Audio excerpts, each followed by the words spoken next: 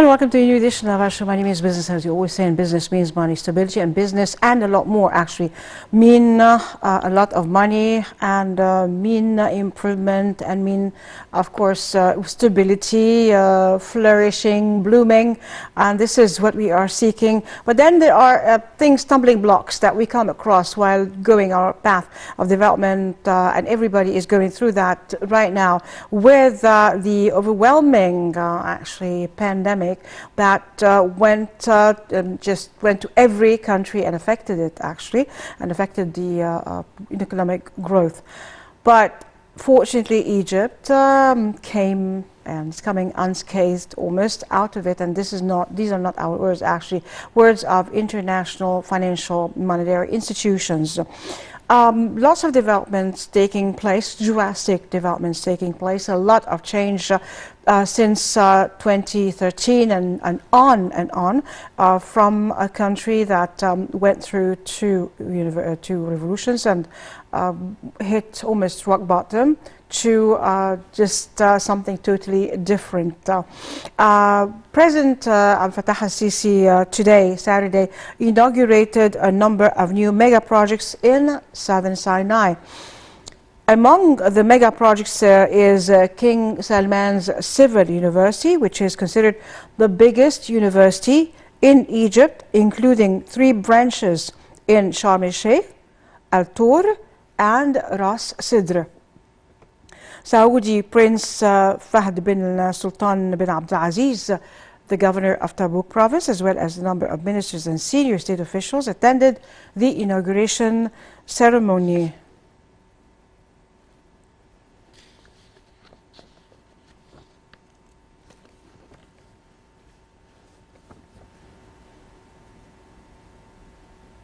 And we have with us our guest tonight, Dr. Khalid Bouhayyib, Chairman of the Investment Committee of the National Council for Strategic Studies. Welcome, sir, with us. Welcome. Thank you for having me. Well, also, for development, business development and so on and so forth, that we were going to be talking about. Well, before delving in our talk, there is actually a report on the events of today that we're going to bring to you, after which we'll be coming back to you. Stay tuned to us, don't go away. السيد الرئيس عبد الفتاح السيسي رئيس الجمهورية وصاحب السمو الملكي الأمير فهد بن سلطان بن عبد العزيز أمير منطقة تابوك. President Abdel Fattah al-Sisi inaugurated a number of mega projects in South Sinai. Among the projects is the King Salman Civil University with its 3 branches, which is considered the biggest university in Egypt. The President also witnesses the opening of 3 museums as well as several projects established to develop Sinai, including new roads, residential complexes, potable water stations, and seawater desalination plants. Saudi Prince Fahd bin Sultan bin Abdulaziz, the governor of Tabuk province, as well as a number of ministers and senior state officials, attended the inauguration ceremony. Presidential spokesperson Ambassador Bassam Radi said the president inaugurated several national projects throughout the day, including the Royal Vehicles Museum and the Sharm el-Sheikh Museum. Radi added that the president inaugurated comes within the framework of a national mega project to develop Sinai. During the inauguration ceremony, President al-Sisi said all the national and development projects implemented by the state are well prepared and studied. He stressed that instability ruins the state and its future, adding that as long as there is stability, Egypt is able to move forward and face any challenges. President al-Sisi unveiled the state's plan to increase the number of universities to 125, up from 72 by 2030. In order to accommodate the population growth. The president also opened the 2 branches of the University of Ras Sidr and Al-Tur cities in South Sinai via video conference.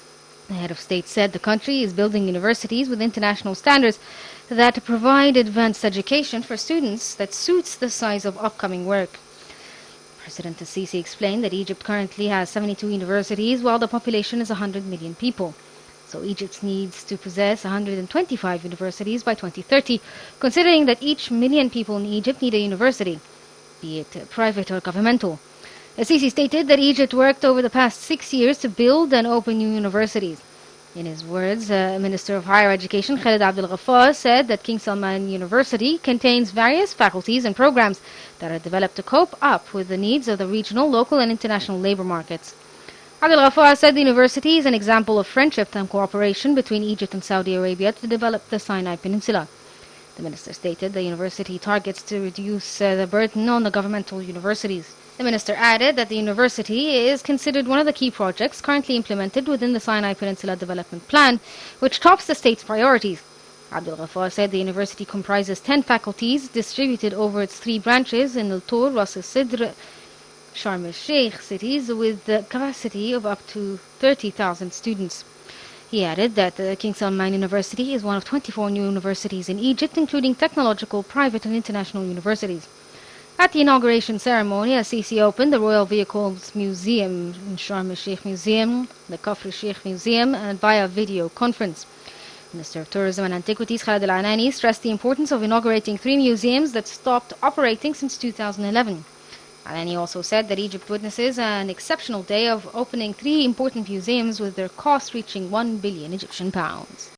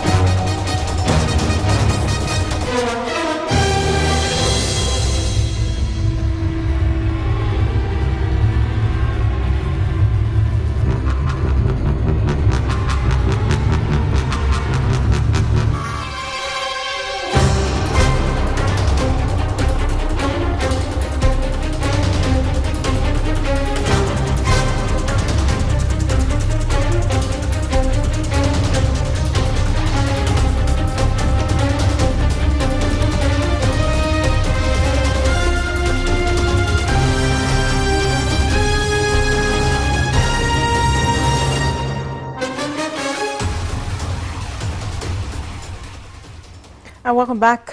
President Abdel Fattah al-Sisi on Saturday unveiled the state's plans to increase the number of universities to at least 125 from 72 by the year 2030 in order to accommodate the growing population.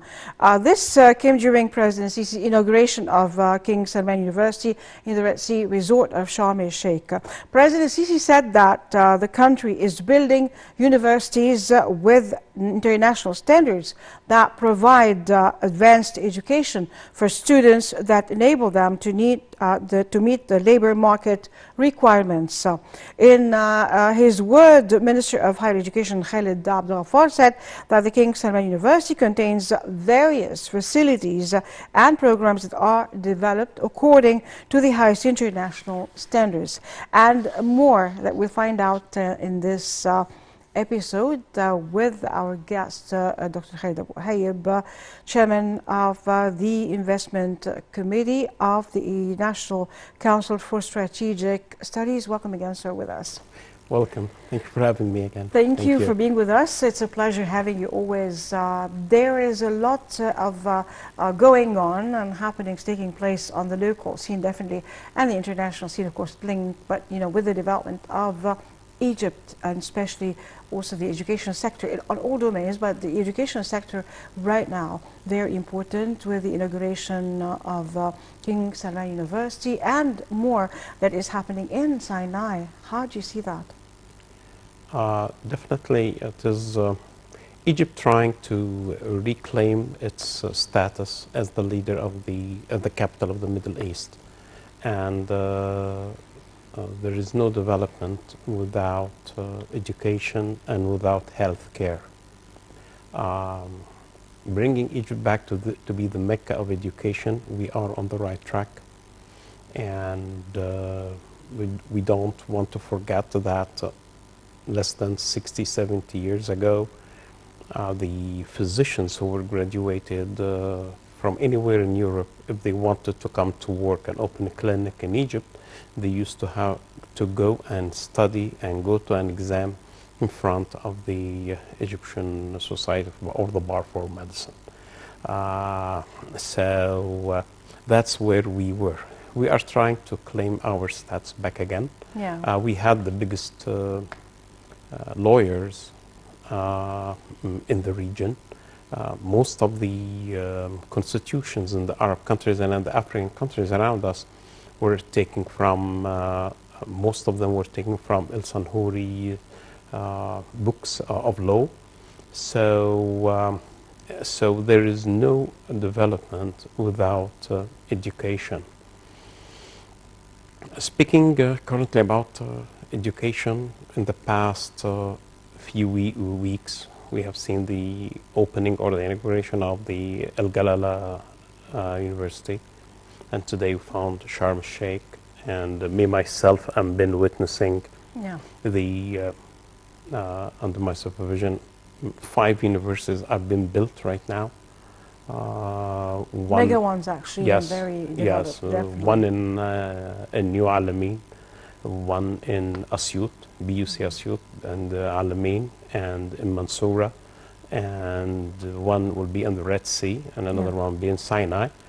All of this is because of the demand of education and facilitating quality education for the middle class rather than the upper class. Education the past time were a bit deviated from what Egypt needs.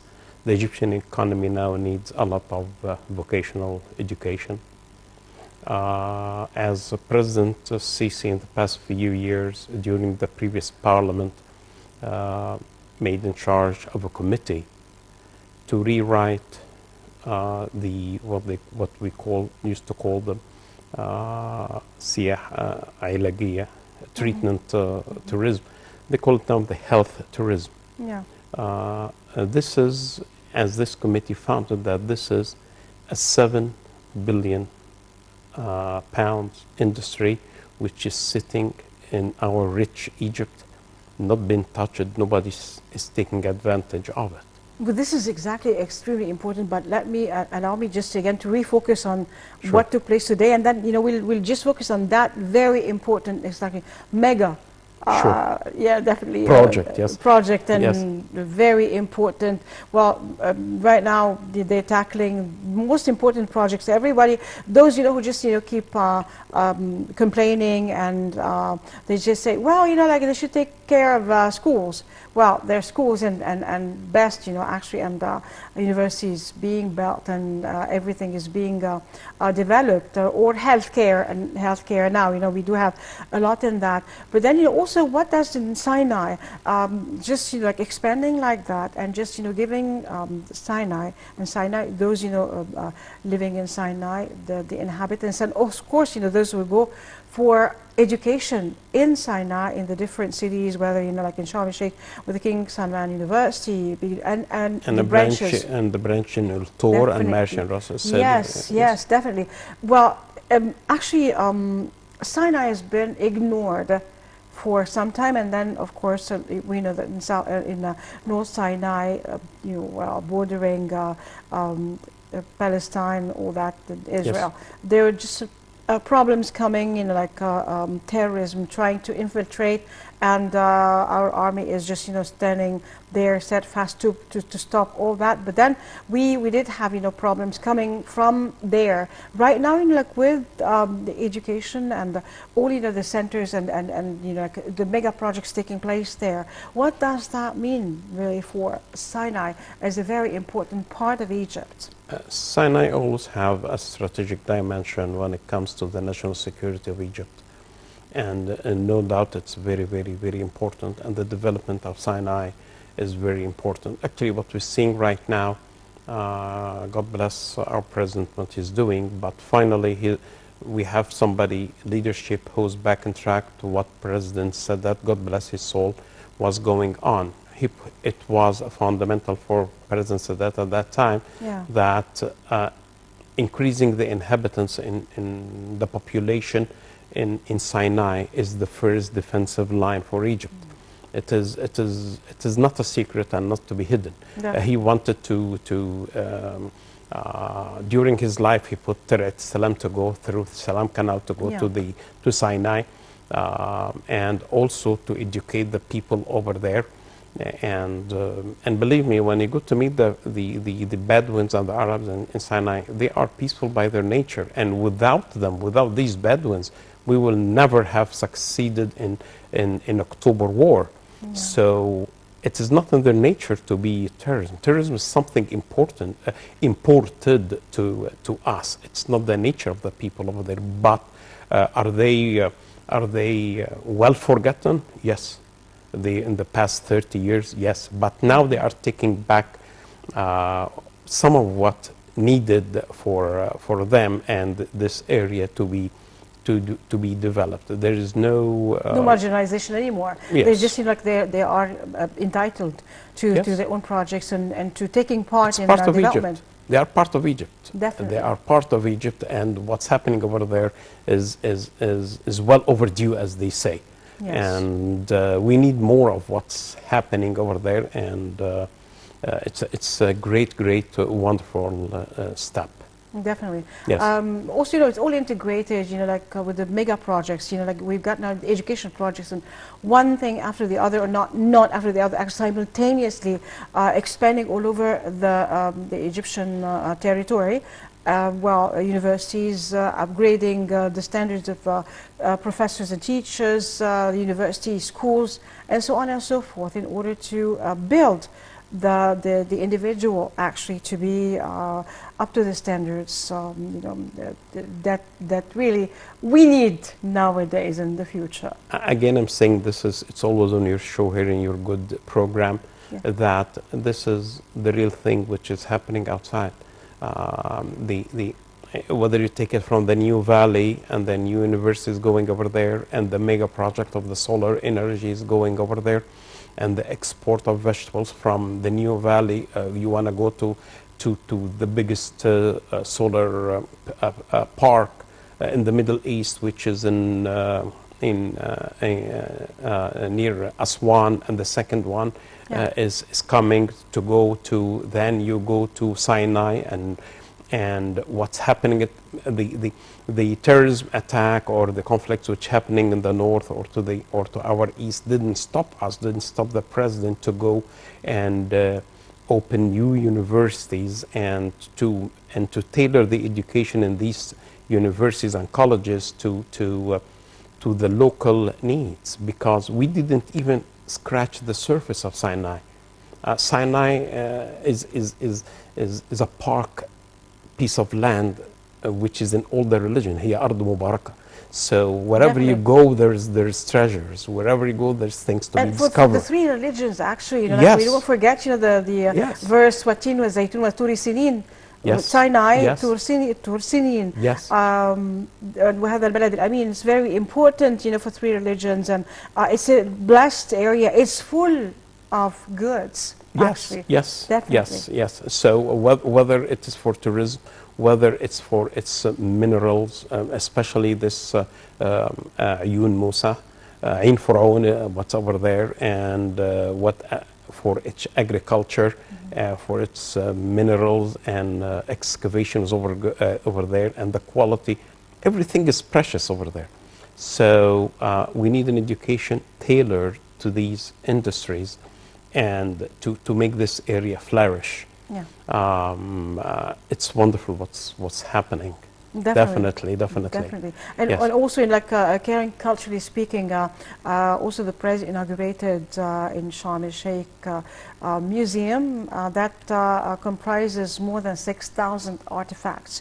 A lot, you know. So, well, you know, after the thefts that took place in 2011 and 2012, right now, you know, things are just going back normal. Well. The museums, opening the museums to be, you know, if anybody is even going in like for the sea, they can just go culturally speaking, they just, you know, can visit museums in these important areas that a lot of tourism goes to. It's very important that because there's a lot of charter planes directly from Europe and a lot of places in the world going to Sharm el-Sheikh and to Hurghada. It's very important to let the visitors see a part of our history. It is definitely very, very important. And, you know, like talking about the tourism, the different type of tourism, you know, we talked, as you mentioned, you know, it brought us very important news about السياحة العلاجية and how it changed. It's not called السياحة العلاجية anymore. The treatment in like, well, السياحة tourism. الصحية. السياحة الصحية. Yes. Definitely. It has you know, been like renamed. Health. Yeah. And there is, yeah. there is a law and it's been finished, and we urge, I will add my voice to everybody else, we urge the government and the president himself to interfere personally to make this law into action because under his direct instructions to put on a map what's available, which could be health tourism. If I remember correctly, we have 1,306 or 360 spots on the Egyptian Soil. territory. Yes, yes. Okay, starting from the ones we know and the ones we don't know, like Ayun Musa and also we're here in Cairo in Sira. The oasis and Sira, definitely places that were ignored, and you know, many Egyptians did not know anything about, maybe abroad, but they were just ignored. Right now, you know, they're just going to take their own place. Yes, but when you go to history, you will find that the Romans, there is hospital area for them to treat, like for instance, chest diseases were in King Mariut. Yeah. If they want to do things which goes with the bones and whatever rheumatoid, they used to go to Siwa or to Sokhna, so to Safaga. So we have right now on the map 1,300 spots of that. Much more important is that this number of places, the market, the study shows, and I'm not giving this number from my imagination, this is the number which the Egyptian parliament came up with. Yeah. This is an industry of a 7 billion Egyptian pound, which is sitting over there, not even scratched. So what's important is that we need to make sure that that the society and the industry and the Egyptian people are ready for this transformation. For instance, when we're dealing with health care, this could be some people for leisure or some people who are already sick. So they are not like normal tourism. So we need, like, I'm going to give you a simple example, like if you are graduating a chef from the tourism or from the chef academy or hotel management thing, these people need special food. Okay, so we need on the same premises. It is a hotel like with the hospital taste. So we need special trained chefs. We need special trained housekeeping. We need special trained management. We need special trained doctors, and that's where we come as the private sector. We are now studying with the parliament how to make institutes which can teach and prepare to present, prepare the Egyptian people and the Egyptian workforce for this kind of tourism, and how get these people certified within the coming few months. So Which is it's very important, of paramount importance, especially with the development of these places, and there'll be demand for that. Yes, because the tourist person who comes for this, he first of all, he needs to come and to be checked up. Yeah. Are we going to send him to Siwa, or he's going to go to Safaga, or part here or part in Cairo? Can he take this with the regular tourism or no? And these people are long stay tourism, and they need special care.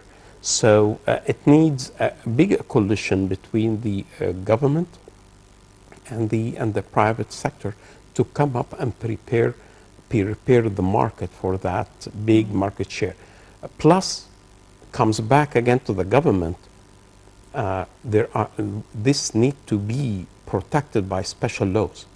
I was so surprised that till now in Egypt, we don't have the Bill of Rights of the patient. So these people who are going to come from all over the world to have treatment here, how are we going to handle their data? Yeah. Where it's going to be stored? Who's going to be in charge of it? A lot of these things are now in the process to get this industry up and running. And there is mega developments which are coming, as I told you last time here, that a 30 billion Egyptian pound medical city is coming just on the borders of Cairo here in next to the administrative capital in Badr. Yes. A lot of them are coming. This is going to be like the mega And that center. attracted the attention of President Sisi. Definitely. And the people from the parliament, we're going to have a meeting with them during this coming few days to help make that. We need to make an umbrella. Well, this is the private sector, how the private sector can be really taking part in development and Yes. they're just, really shouldering their own share and playing a very important part. A group of people who takes the initiative to spend 30 billion in that industry and to make a medical city. These people are not joking. So they are forming a coalition. The government is coming. And they want to do an umbrella. So the people who we can say the parasites don't jump and stop the movement. Yes. We know over the years, even till now, why he's going to Sharm el-Sheikh, why he's doing this, you could have done it here. No. We don't want to listen to this because the focus and the goal is much more bigger than that. So we are starting to rewrite the laws. We are starting to integrate institutes. We signed, there are, how can I say, hotel business schools from all over the world would love to share into that. The world would love to share when they find something which is really happening and true. So with 1,300 spots, new spots, I don't want to say new, they were always known, but without any importance, to be known and to be administered in the right way. And with all of these investments coming in the coming few weeks or months, there's something happening. This only reflects what's the meaning of all of that. That the people trust what's happening on the Egyptian land. People trust its presidency, and they are secure and able to take such decisions. If they're not secure, if they are not confident in what's going on, they will not put that type of money. Let me tell you, last month we groundbreak in that capital medical city. Well, for and let's talk stage about one. that. This is very important, but just, we'll go for a short break. After, should be back again and start talking Yes. about that. Okay. Don't go away, stay tuned to us.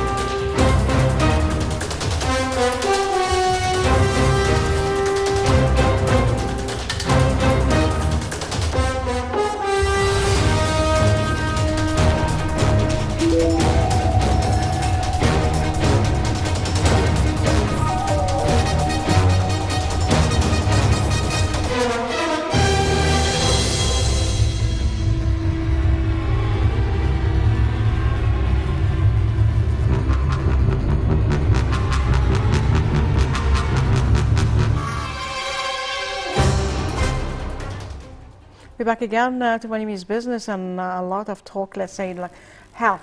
And right now, tourism and health, and of course, health, like here, away from all that, of course, like Egypt and Egyptians and mega projects, well, health projects.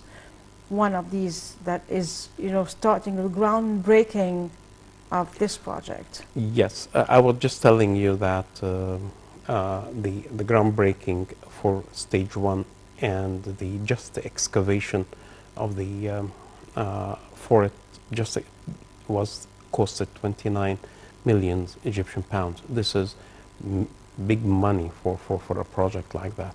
What I'm trying to say here, in this type of projects, we are combining healthcare with education, with tourism. So we gonna have the state-of-the-art medical city, which is called Capital Med, and this one, and with it, it's going to be focusing on the health tourism.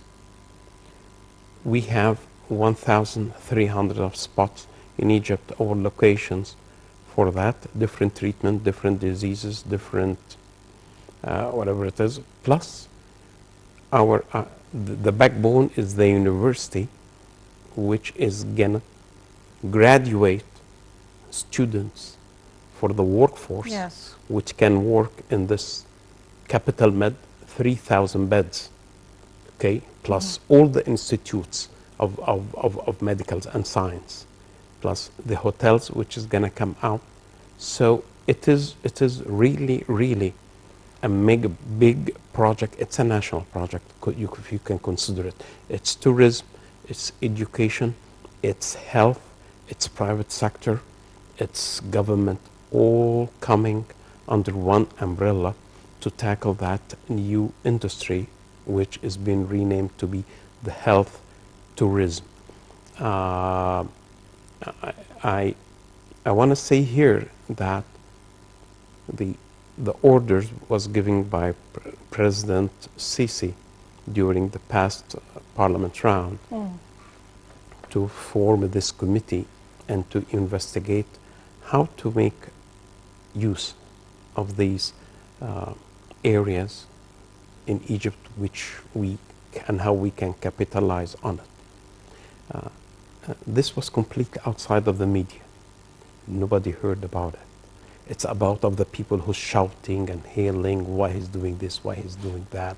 But it was steady steps in the right directions. And now it is the time to come up to light.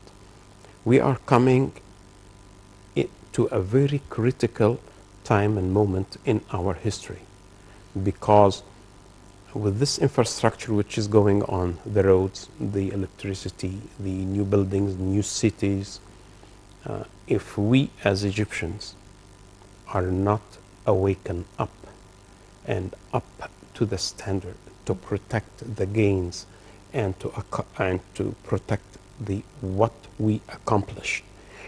We didn't see the fruits yet, but it is the land is being cultivated and ready for plantation. And in some places there are small plants, which is like small projects. It is not only what I want to say here, it is not only the duty of the government. No, it's the duty of everyone who lives on this land, who breathes this air, to hold tight on his gain and the gains which happened, because these gains came to him with a lot of blood, with a lot of sacrifice, with a lot of souls. This did not come easy at all, with the blood of Egyptians, whether from the army, the police, the normal people, actually just, army, police, white army, regular people, people from the October War, they'll come here, and we are trying to get out of this bottleneck.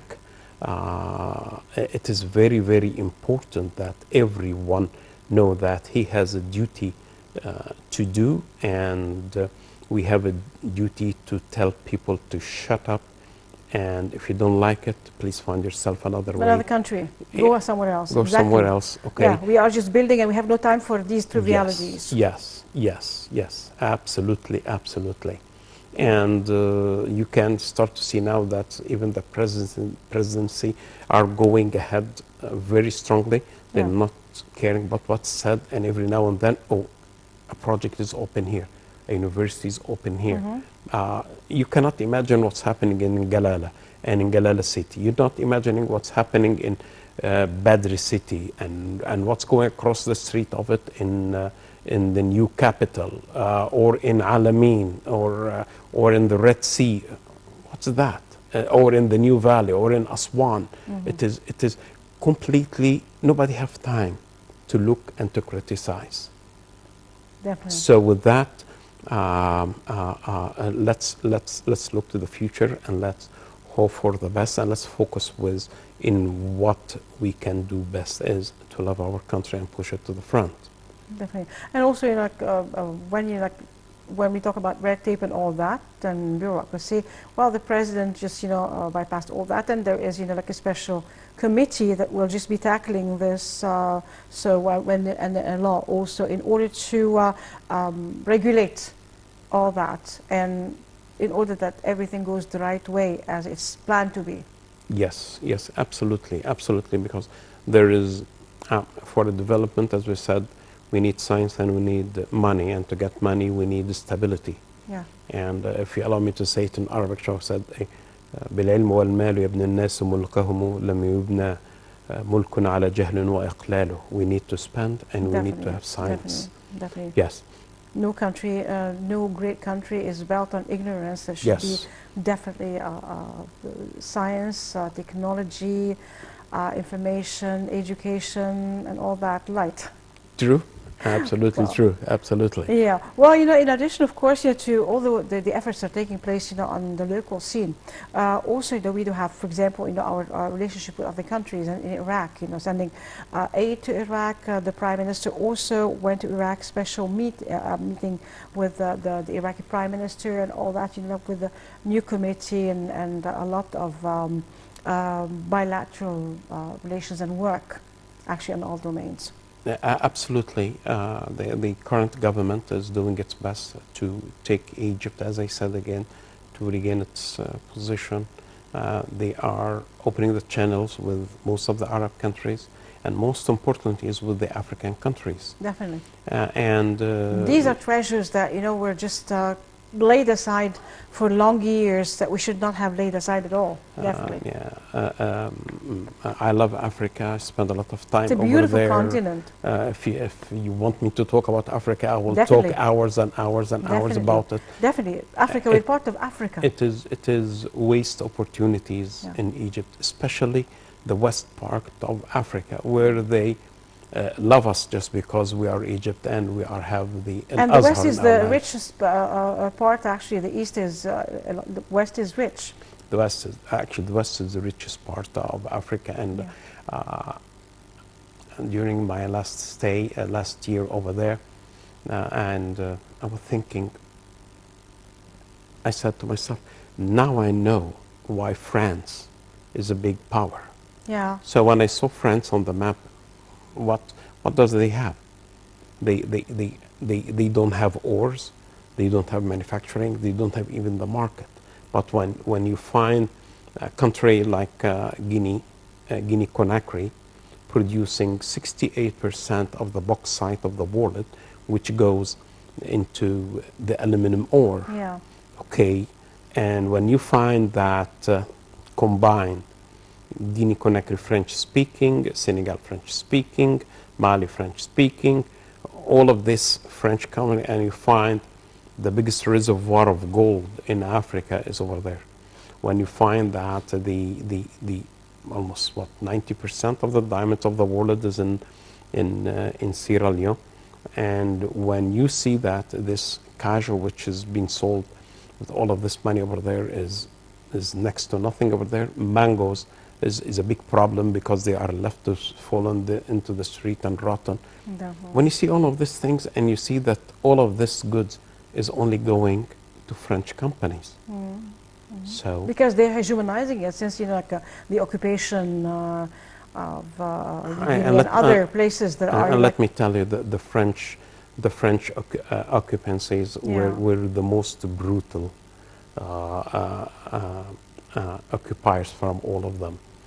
So these countries were devastated by the French. This country still now, all their goods over there, and they need their mother country, which they know, capital, that it is Egypt. So definitely. Egypt can play a great role, and actually is started playing that. Yes, yes, but there is much more to be done. Yeah. Well, from now, we do have 2 minutes, to go. Well, how do you see the future, and still, what's going on in the areas that should be developed on the way? On the way. Yeah. Definitely, right now it's the education and education and education. And if we gain something out of the COVID-19, it was the education system which we have. Definitely. The healthcare Yeah. system.